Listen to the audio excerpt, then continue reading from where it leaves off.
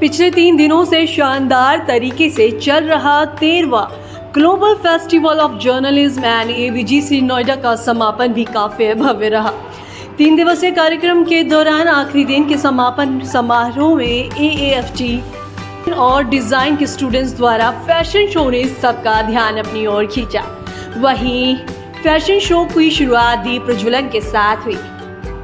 Doctor Sandeep मारवा ने कहा है कि फैशन शो के रुझान अक्सर तेजी से बदलते हैं और फैशन अक्सर इन प्रवृत्तियों के नवीनतम संस्करण का वर्णन करने के लिए प्रयोग किया जाता है, क्योंकि फैशन एक आर्ट है। कार्यक्रम में डॉक्टर संदीप मारवा द्वारा अतिथि गण को फेस्टिवल मेमोंटो देकर सम्मानित किया गया।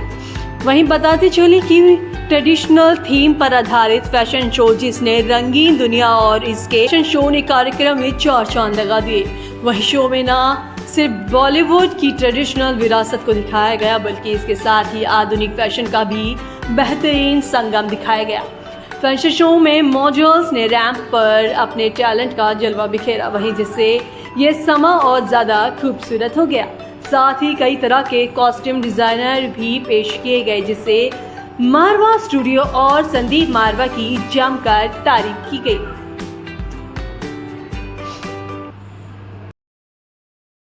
सबसे मजे की बात तो ये है कि लोगों को इस बात की हैरानगी हो गई कि एक जर्नलिज्म फेस्टिवल में फैशन शो का क्या काम।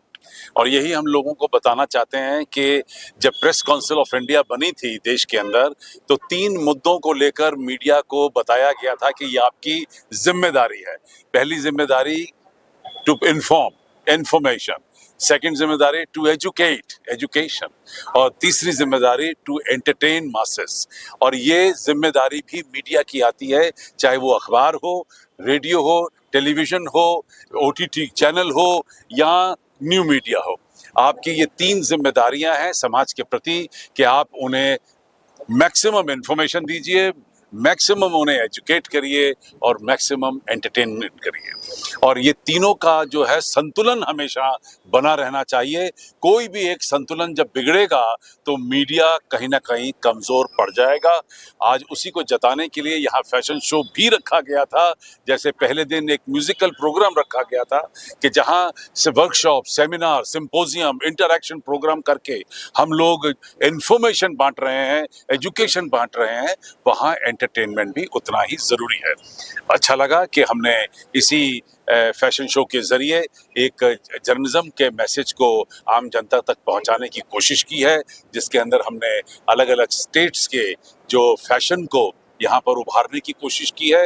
अंतर्राष्ट्रीय स्तर पे हमने फैशन को उभारने की कोशिश की है, ताकि लोगों को ये पता चले कि जो भारत है वो पूरी दुनिया के साथ एक साथ मिलकर काम करना चाहता है और हम सब दुनिया जो है वो एक फैमिली है। One world, one family, one future, ये हमारा मकसद रहा है। और इससे पहले हम ये बार बार कह चुके हैं, love, peace and unity through art and culture, कि अगर आप दुनिया के अंदर सुख और शांति देखना चाहते हैं तो आपको कला और संस्कृति को उभारना पड़ेगा, इसे ही आगे लाना पड़ेगा। क्या कहना चाहेंगे? देखिए, इंटरनेशनल जर्नलिज्म अवार्ड या ग्लोबल लीडरशिप अवार्ड एक ऐसा अवार्ड है जो विश्वसनीयता यानी क्रेडिबिलिटी के लिए जाना जाता है। और ये क्रेडिबिलिटी होती है जब आप कंसिस्टेंट होकर के काम करते हैं। कंसिस्टेंट होकर के काम करने का मतलब सिर्फ ये नहीं कि लंच और पंच सिस्टम के हिसाब से काम किया जाए।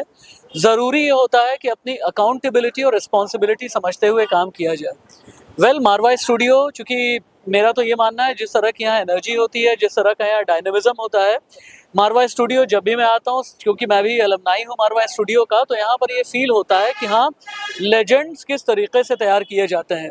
जब प्रोफेशनल फील्ड की बात होती है, जब इंडस्ट्री की बात होती है, इंडस्ट्री स्टैंडर्ड्स और इंडस्ट्री नॉर्म्स की बात होती है, तो मारवा स्टूडियो जैसे जो संस्थान हैं, कुछ ऐसे ऑर्गेनाइजेशंस हैं जो भविष्य के लिए फॉलोअर्स नहीं बल्कि ट्रेंडसेटर्स तैयार कर रहे होते हैं।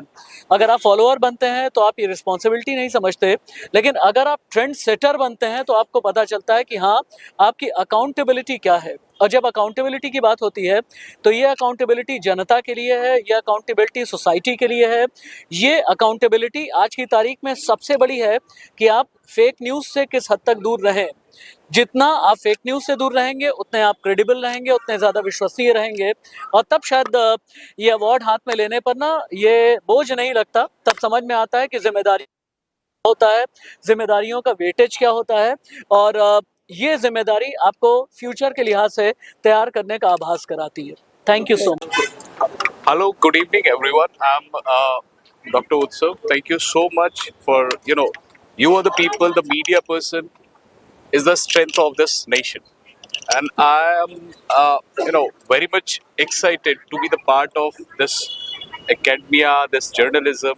And most importantly, this is not just merely just an award. It's a token of respect for all the, persons, those who are working in this field and those who are really wanted to be the part of the development for this particular nation. Well, we have got independence in 1947 and recently we have celebrated 26th January. And congratulations to you all. We won the election in Delhi. I mean, ये लोकतंत्र की जीत है. ये लोकतंत्र की जीत इसलिए है क्योंकि आप लोगों की वजह से लोग जागरूक हैं, लोग अपना हिस्सा जो है अपना जो पार्टिसिपेट करते हैं एंड ये अवार्ड आप लोगों के लिए है. This is not only for me. I am so happy कि ये इस तरह के छोटे छोटे आयोजन ये बहुत बड़ी ऊंचाइयों तक लेके जाते हैं. The story started with Pulitzer prize and Pulitzer, Joseph Pulitzer, वहां से लेके यहाँ तक आप लोग लेके आए हैं और ये आप लोगों के लिए जो है ये बहुत छोटा सा है मेरी तरफ से. A token of respect to all the journalists, all the person, all the nation people, those who are working for this, betterment of the society. Thank you so much.